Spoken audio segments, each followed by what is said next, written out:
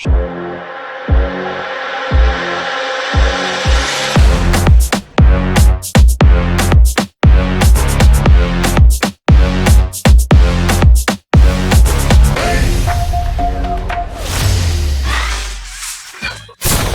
you guys, I'm back. This is First Thoughts with Faye Renee, Power, Ghost, Book 2, Episode 4, The Prince. The name was perfect. The Prince, taken from the book written by Machiavellian, which is all about how to be a prince or a princess. And the whole theme of it is whatever it takes, immoral or not, that's what it takes to be it, do it. Because that's the Machiavellian way that he wrote the book or the treatise, The Prince. So here we go with smart ass Tariq, Mr. Prince. My God, there was so much going on tonight. It came right on with Monet going out to meet GTC, that stupid gang that was all on Facebook last week. Well, Monet brought her heavy with her, Kane. And Kane had to beat the shit out of dude because he called Monet puta to her face. I mean, he beat him down. There was a lot of violence.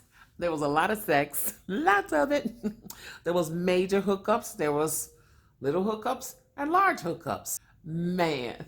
So Monet and Tariq are starting this great new drug deal, and she wants to check up on him. So she sent super cool Drew up to school as a student, undercover to spy on Tariq. Tariq said, man, what you doing here? Why did Monet send you here to spy? Tariq called it like it was. They wanted to see how was Tariq moving all his weight because they all making big money. Tasha's lawyer getting paid. Everything is going cool in this episode as planned, except that Sax is trying to figure out how is this young man getting this money to pay for this $500,000 defense that she's got. Which brings me to the hookups. Unrelated, but did you know that the lawyers representing Tasha are hooking up on the side and he's married? Anyway, so Auntie Monet sends her good boy Drew up to school to pose as a student to spy on Tariq. Drew gets to the college and finds out right away that Tariq ain't doing nothing undercover. Matter of fact, the opposite happened. Drew fell in love and he ended up undercovers with another dude. So Drew turned out to be super gay, and that was cool, but I know his family doesn't know, but that's what you don't know about families. Auntie Monet mama knew. Mama always know. So, Drew found him a love up at school and wasn't paying attention and checking out Tariq. So that's where Auntie Monet may be right. It's not that Drew is soft or anything like that. It's that Drew needs to become more serious about the business. He can't be like, oh, I'm gonna hook up with somebody. Nobody can be like that. He got to be more serious like Kane, but Kane just a dummy and just all muscle. So Auntie Monet found proof that Drew had had an affair when he went to college. While he was in the shower, Auntie Monet gave him some words of wisdom and said, you got to watch your back. Everybody out here, every man ain't out here, ain't like you, and they ain't from where we from. So be cool, mofo. Tasha's lawyer McLean was smart. He finally had a little hearing and brought Blanca in, Blanca Rodriguez. Well, she screwed up.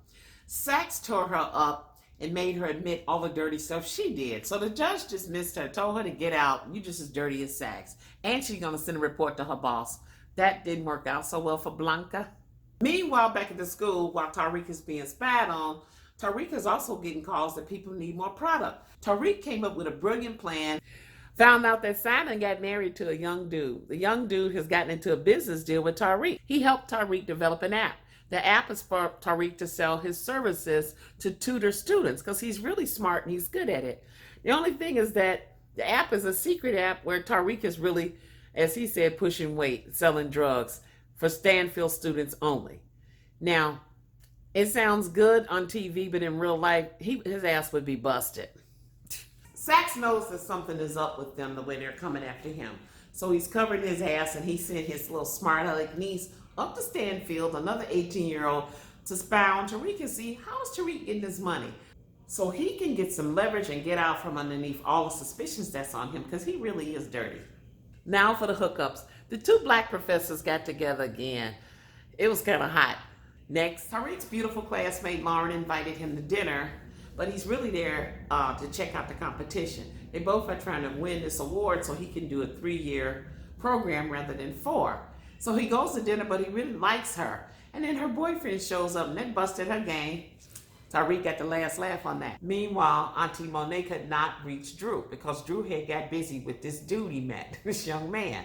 Then when Drew figured out what was happening, he right away scurried to get more weight brought up, drugs, to the school from Diana. Diana was in seventh heaven. My Auntie Monet let her go meet Tariq. So Tariq and Diana sort of hooked up. I don't know how far it went. I think it went all the way. They just didn't show it. So Tariq has 2 chicks on his hands, more than he can handle. He's got Lauren, the schoolmate, and he's got Diana, the street mate. In the end, Tasha's lawyers figured that they need to get somebody else on the hot seat instead of Tasha because they weren't doing too well with sex. And you know who they went to, who knows everything? They subpoenaed Evil Lena. Yes, Tasha's ex-lawyer, Tamika. When it went off, they served their ass with a subpoena. And that was a great ending to another great, powerful episode of Power. Power, I love you. Next week, I'll check you next time. This is Faye Renee with First Thoughts.